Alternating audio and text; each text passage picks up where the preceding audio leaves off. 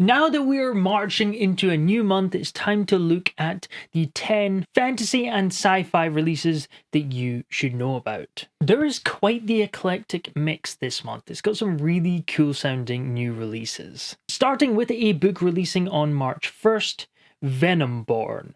Venom changed them in the womb. Now they must change the fate of Ortland. Fermented monster venom is highly addictive, rich in magic, and dangerous. The unfortunate children of addicts are born with purple eyes and strange abilities. They are Venomborn. It should be a blessing they are rare, for a danger is coming only their strange powers can stop. The tarnished raiders sail for Firth, flanked by fox-like redback wyverns. Firth's soldiers have no defense against such a force, and what's more, few even believe they are coming. Effie Hartham knows the danger, and she knows she is one of the few who can save her homeland, together with Kite Coppersmith, who's vowed to rescue or avenge his missing father. The pair stand as Firth's last hope. This is the start of their legend. This is super cool. I really like this idea of sort of this ability coming from this venom that is highly addictive, so it passes down onto the next generation. It does already set up the dynamic between the kids and their parents. Clearly, they're not growing up in particularly good situations if their parents are these venom addicts. And we have this battle for their homeland with these wyverns. It's basically dragons. It's pretty much dragons. Don't come for me, I know wyverns are different, technically. And also, it's not on the Goodreads page, but I do remember Benjamin had really cool comp titles, so some comparison books. So let me just double check what they were, because I think they sounded really good at the time. Dragon Foxes, Venom Magic, and Family Drama. Yeah, I thought there'd be more implication with the family dynamic. That's really cool. And Farseer meets Cradle is kind of the two comparison titles, which just sounds awesome because I love Farseer and I've not read Cradle yet, but it does sound like a book I would really enjoy, or a series I would really enjoy, so I need to get around to reading that. Coming out on March 4th, we have The Radiant King by David Dalgleish. 6 immortal siblings, 5 sworn to peace, 1 demands a throne. Radiance, the mysterious power of life and creation, is theirs to command. Death cannot claim them. For hundreds of years the ever-living ruled with ease.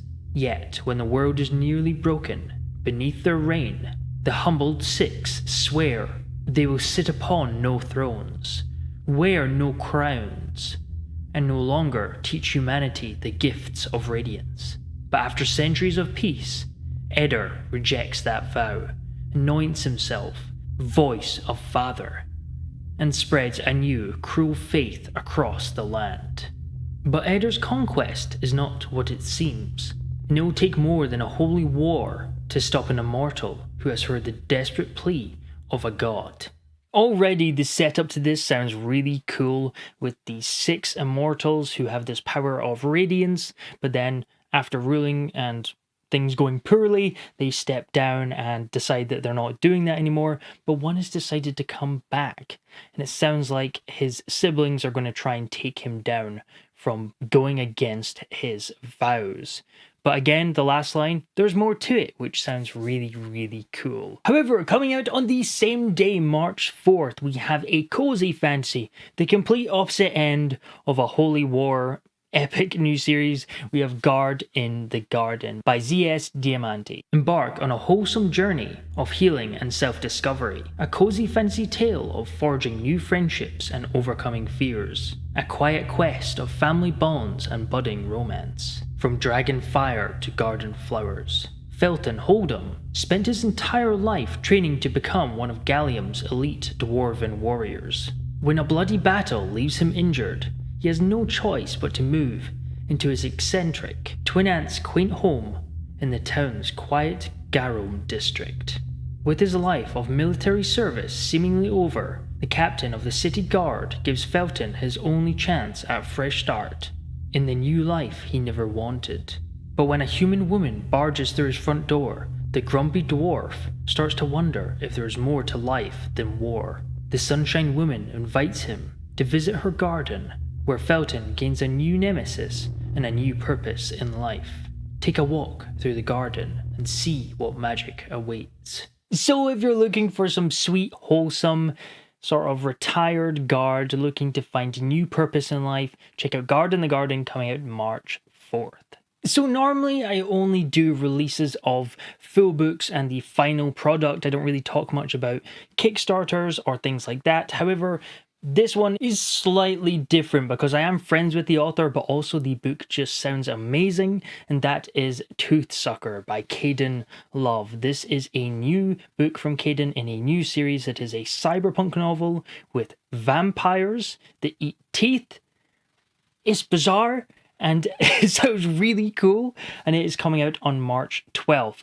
But it's only coming out on Royal Road to begin with, and he's releasing chapters over time, so you can go read the first, I assume, handful of chapters, and then I think he's going to release them fairly regularly until the entire book is out. And the cover reveal is also coming out on March 12th, which I've already seen, and it looks really, really cool. But Caden gave me this to kind of give you an idea of what the context is.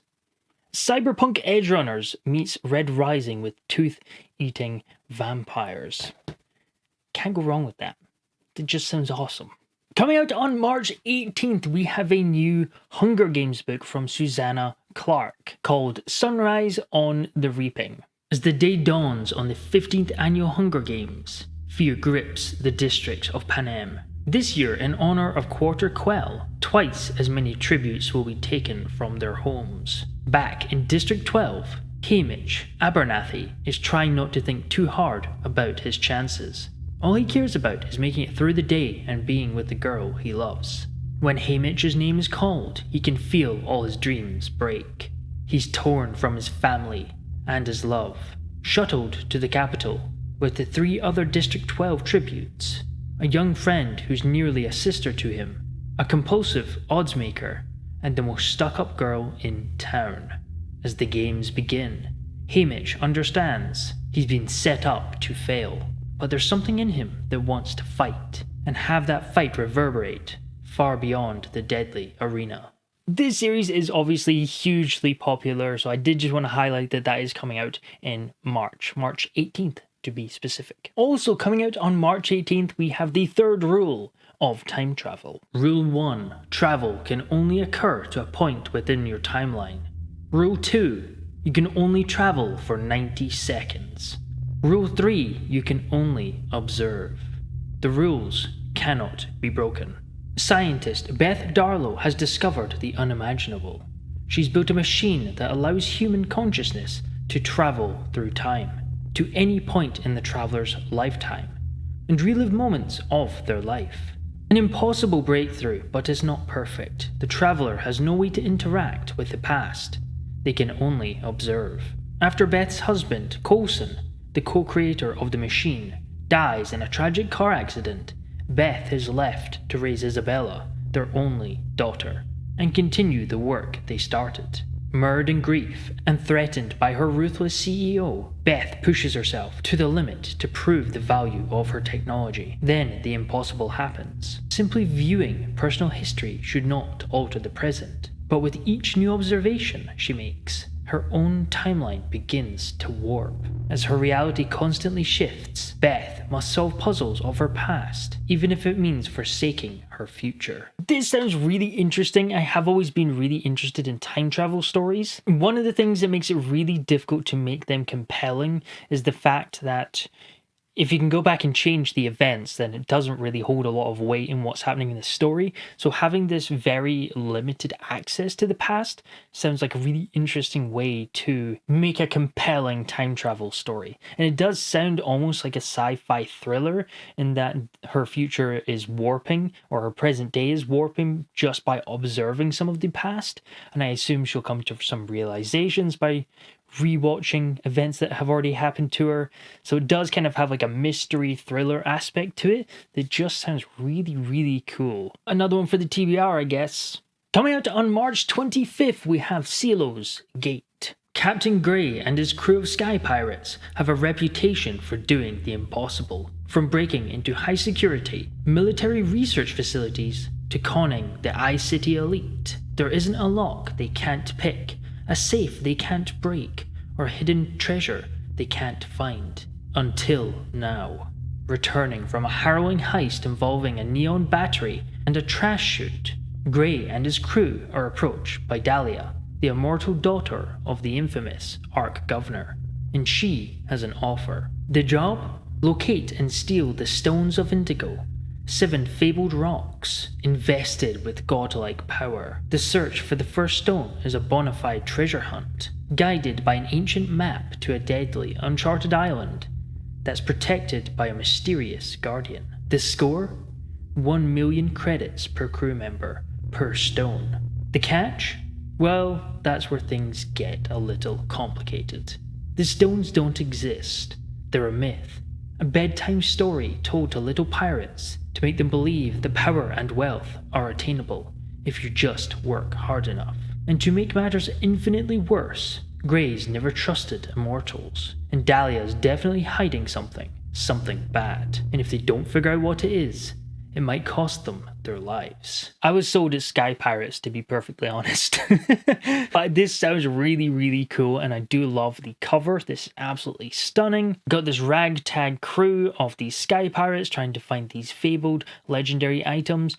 What more can you want? It just sounds like a ton of fun. Also, coming out on March 25th, we have the Serpent called Mercy. And to be honest, the thing that really drew me in with this one is the comparison titles. The Witcher meets Squid Game in this Malaysian Chinese-inspired epic fantasy novel where a debt-ridden slumdog joins an illegal monster-fighting arena for some fast coin, but quickly learns the most dangerous beasts are outside of the ring. That just sounds awesome. Fighting rings and this sort of like Colosseum idea is very common in fantasy, but I do like the fact that this seems to all take place in a fighting ring, just going off by the synopsis. Obviously I've not read it yet, and it is something I really like. It's a really cool and interesting trope, and I always love those segments of fantasy books, so to have one kind of really delved into for the entire story sounds really cool. And this idea of it being The Witcher meets Squid Game does kind of set up this tone of fighting rings, but also it being very political and things going on behind the scenes with these horrific people that are running this whole situation.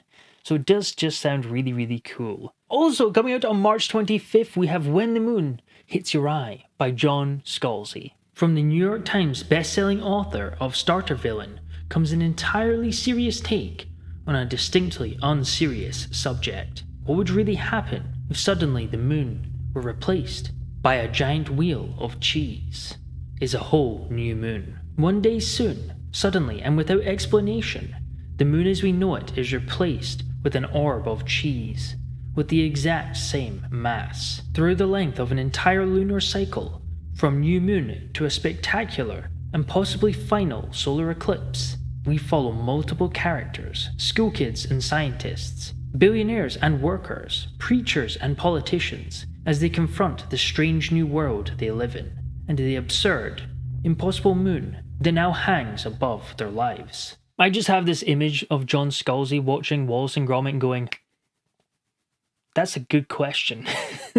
And last but most certainly not least, on the last day of the month, March 31st, we have Of Empire and Dust by Ryan Cahill. The Bound and the Broken is a hugely popular classic fantasy dragon riding series. This starts with Of Blood and Fire, and this is the 4th book and longest so far according to Ryan, which is ridiculous when book 3 is this absolute tome. I could kill someone with this. I could kill many people with this. I've read the first 2 books, but we have been sitting this at our front door in case someone breaks in, so I've not had the chance to read the 3rd book yet. It has been used as a weapon to defend our home, but I do really want to read it and continue on with this series because who doesn't love classic fantasy with dragons? And the one thing that always impresses me when I pick up a Ryan Cahill book, I've read 2 of his books and 2 of his novellas, is that everything I pick up is better than the book before. I enjoyed Of Blood and Fire, but by the time I got to The Exile, which is the 2.5 novella for after book 2, it was so good. It was one of my favorite novellas of all time. So, and I have heard that book 3 is even better. So somehow he seems to be one-upping every single book. This series has become hugely popular, so I don't think I need to talk too much about it, but the 4th book is releasing at the end of this month. And over on the Discord, we will be continuing our read-along of Sun Eater with the 2nd book, Howling Dark. So this is going on right now, and you can join it completely for free. Link in the description below to the Discord. I've not started it yet, but boy, am I looking forward to it. And a huge thank you to the Order of Fools over on the Patreon page. Your support really means the world to me. Over there is where the books that we are reading are selected, as well as some bonus videos. And we are now also collaboratively writing a novella, which is super exciting. I've done a bunch of polls for like the genre, what type of character they want to see. And I'm going to take all these elements and write a novella, which is going to be super fun and something just a wee bit different. As well as quarterly giveaways. So the next one will be the start of April. So if any of that sounds interesting, check out the Order of Fools Patreon page, link in the description. But thank you very much for watching. Let me try that again.